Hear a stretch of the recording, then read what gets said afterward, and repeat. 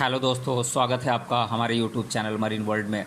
दोस्तों, आज के इस वीडियो में मैं आप लोगों को होम रूल आंदोलन के बारे में बताऊंगा। दोस्तों, वीडियो में आगे बढ़ने से पहले मैं आपसे रिक्वेस्ट करना चाहूँगा कि अगर आपने अभी तक मेरा चैनल सब्सक्राइब नहीं किया है तो इसे ज़रूर सब्सक्राइब कर लीजिएगा और अगर वीडियो अच्छा लगे तो इसे शेयर ज़रूर कीजिएगा। तो चलिए दोस्तों, इस वीडियो को स्टार्ट करते हैं। होम रूल लीग आंदोलन की शुरुआत इसलिए की गई थी क्योंकि इसकी मुख्य वजह ब्रिटिश साम्राज्य के अधीन रहते हुए संवैधानिक तरीके से स्वशासन को हासिल करना था। आपको बता दें कि इस होम रूल लीग के प्रमुख नेता बाल गंगाधर तिलक और एनी बेसेंट थीं। स्वराज की प्राप्ति के लिए बाल गंगाधर तिलक ने 28 अप्रैल 1916 को बेलगांव में होम रूल लीग की स्थापना की थी, जिसका सबसे ज़्यादा प्रभाव कर्नाटक, महाराष्ट्र और मध्य प्रांत और बरार तक फैला हुआ था। इस आंदोलन की खास बात यह थी कि अहिंसा का इस्तेमाल किए बिना ब्रिटिश सरकार से भारतीय उपनिवेश को स्वशासन देने की कोशिश की गई थी। होम रूल शब्द मुख्य रूप से आयरलैंड के एक ऐसे आंदोलन से लिया गया था जिसका सबसे पहले इस्तेमाल श्यामजी कृष्ण वर्मा ने 1905 में लंदन में किया था। वहीं भारतीय होम रूल लीग का गठन आयरलैंड के होम रूल लीग के नमूने पर किया गया था, जो कि तत्कालीन परिस्थितियों में तेज़ी से उभरती हुई प्रतिक्रियात्मक राजनीति के नए स्वरूप का प्रतिनिधित्व करता था। एनी बेसेंट और तिलक की इस आंदोलन में महत्वपूर्ण भूमिका थी। आखिर क्या था होम रूल आंदोलन, आइए जानते हैं। वहीं होम रूल का तात्पर्य एक ऐसी परिस्थिति से है जिसमें किसी देश का शासन वहां के स्थायी नागरिकों के द्वारा ही चलाया जाता है। आपको बता दें कि होम रूल आंदोलन मुख्य रूप से ब्रिटिश शासन के नियंत्रण को कम करने के लिए चलाया गया था। होम रूल को एक आंदोलन के रूप में 1870 से 1907 के बीच आयरलैंड में चलाया गया था। होम रूल लीग आंदोलन के मुख्य उद्देश्य क्या थे, आइए जान लेते हैं। इस आंदोलन के मुख्य उद्देश्य थे स्वराज प्राप्त करने का उद्देश्य, प्रोत्साहित करने का उद्देश्य, ब्रिटिश शासन की असलियत को सभी के सामने लाना और ब्रिटिश विरोधी संघर्ष को आंदोलन के माध्यम से गति प्रदान करना, वास्तविक चेहरे को सामने लाना और ब्रिटिश विरोधी संघर्ष को आंदोलनों के माध्यम से जोड़ देना, कांग्रेस के सिद्धांतों को बनाए रखते हुए अपने दम पर राजनीतिक गतिशीलता लाना, सरकार में और अधिक राजनीतिक प्रतिनिधित्व प्राप्त करना इत्यादि कुछ प्रमुख उद्देश्य थे। अब हम भारत में होम रूल आंदोलन के शुरुआत की मुख्य वजह जान लेते हैं। भारत में जब कांग्रेस का विभाजन हो गया तो राष्ट्रीय स्तर पर आंदोलन टिक नहीं पाया। वहीं धीरे धीरे जब भारतीय राजनीतिज्ञ निष्क्रियता से उब गए तो ऐसे में राजनीतिक निष्क्रियता को खत्म करने की इच्छा के रूप में होम रूल एक प्रमुख उत्प्रेरक के रूप में उभरी। प्रथम विश्व युद्ध के बाद अंग्रेज़ों का लगातार अत्याचार बढ़ता जा रहा था। अंग्रेज भारतीय संसाधनों का खुलकर इस्तेमाल कर रहे थे, जबकि इसके नुकसान के लिए भारतीयों को जिम्मेदार ठहरा रहे थे। इसके अलावा जनता बढ़ती महंगाई से भी परेशान थी, जिसकी वजह से जनता को आंदोलन के लिए और भी प्रेरित किया गया। होम रूल आंदोलन की एक वजह यह भी रही कि नरमपंथी और गरमपंथी दोनों ही पक्ष कांग्रेस के विभाजन से प्रभावित थे। वहीं कांग्रेस के टूटने की वजह से सरकार नरमपंथियों की मांगों को नज़रअंदाज कर रही थी।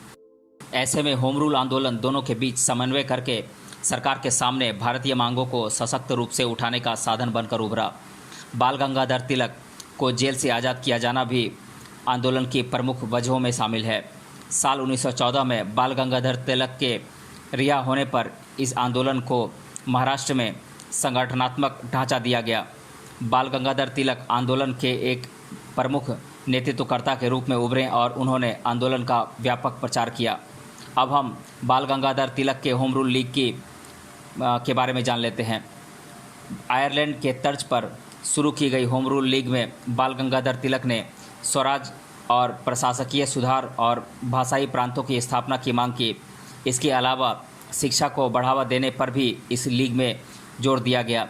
होम रूल लीग की स्थापना 28 अप्रैल 1916 को बेलगांव में बाल गंगाधर तिलक द्वारा किया गया।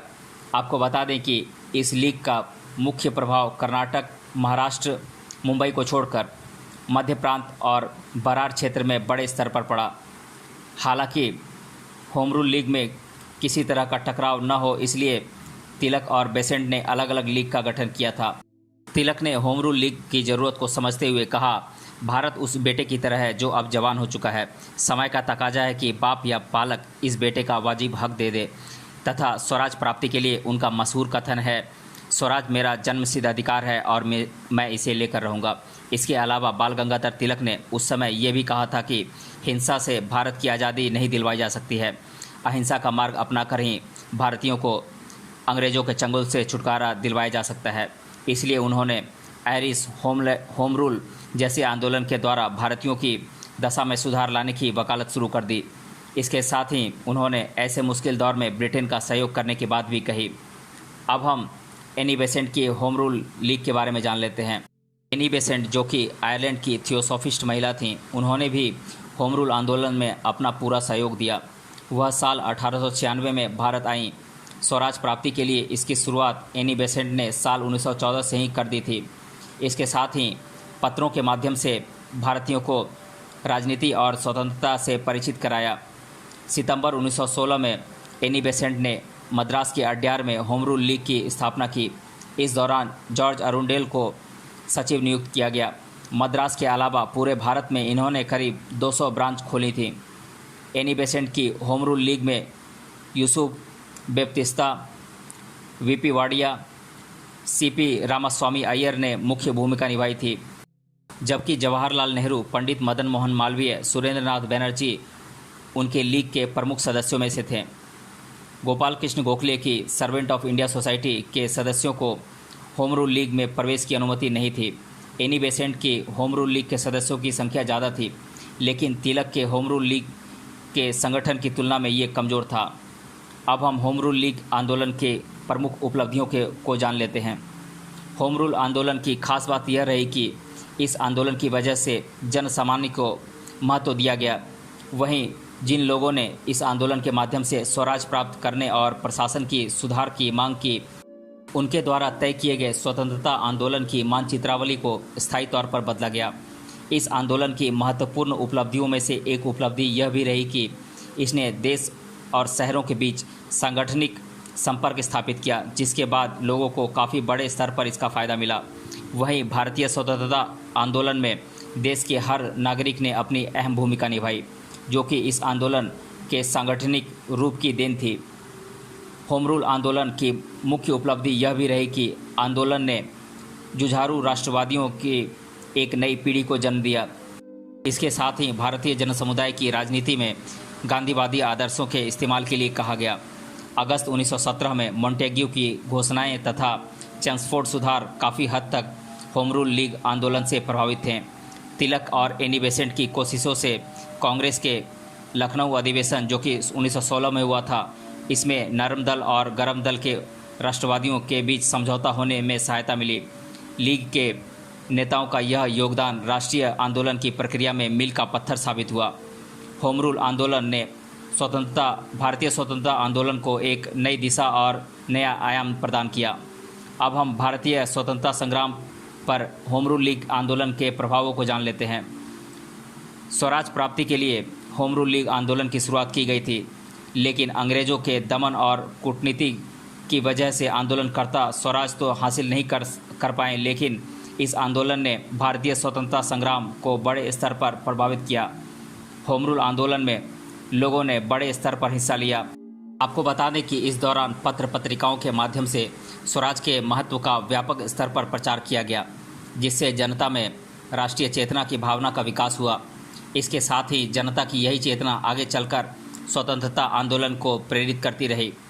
आंदोलन की कठोर दमनकारी नीतियों के खिलाफ तिलक द्वारा अहिंसक विरोध की नीति अपनाई गई। आगे चलकर यही नीति स्वतंत्रता आंदोलन में व्यापक स्तर पर प्रयोग की गई। इस तरह होम रूल आंदोलन ने भारत में राष्ट्रीय आंदोलन के दौरान पनप रहे सुनेपन को खत्म किया और जनमानस को स्वतंत्रता आंदोलन से जोड़ने का काम किया। अब हम होम रूल आंदोलन के परिणामों को जान लेते हैं। होम रूल लीग का प्रभाव लगातार बढ़ता जा रहा था, जिसके बाद ब्रिटिश सरकार ने इस आंदोलन का प्रभाव कम करने के लिए साल 1917 में एनी बेसेंट, जॉर्ज अरुंडेल और वीपी वाडिया को गिरफ्तार किया। इसके लिए मोहम्मद अली जिन्ना ने केस लड़ा और एस सुब्रमण्यम ने विरोध के तौर पर नाइटवुड की उपाधि वापस कर दी। वही होम रूल लीग आंदोलन में एनी बेसेंट को गिरफ्तार कर लिया गया, जिसके बाद एनी बेसेंट की लोकप्रियता काफ़ी बढ़ गई। यही मुख्य वजह रही थी कि उन्हें 1917 के कांग्रेस के कलकत्ता अधिवेशन में पहली महिला अध्यक्ष के रूप में चुना गया। इसके साथ ही तिलक को एक अंग्रेजी लेखक वैलेंटाइन सेरोल ने अपनी पुस्तक में भारतीय अशांति का जनक कहा, जिसके बाद वे उस लेखक पर मानहानि का दावा करने के लिए लंदन चले गए। वहीं हर तरफ से दबाव होने की वजह से भारत के मुख्य सचिव मॉन्टेग्यू ने भारतीय उपनिवेशीय शासन का प्रस्ताव पारित करने की घोषणा कर दी, जिसके बाद 20 अगस्त 1917 को होम रूल लीग आंदोलन को ख़त्म कर दिया गया। तो दोस्तों, आज के इस वीडियो में हमने जाना होम रूल लीग आंदोलन के बारे में। मिलते हैं अगले वीडियो में किसी अन्य टॉपिक के साथ। तब तक के लिए धन्यवाद।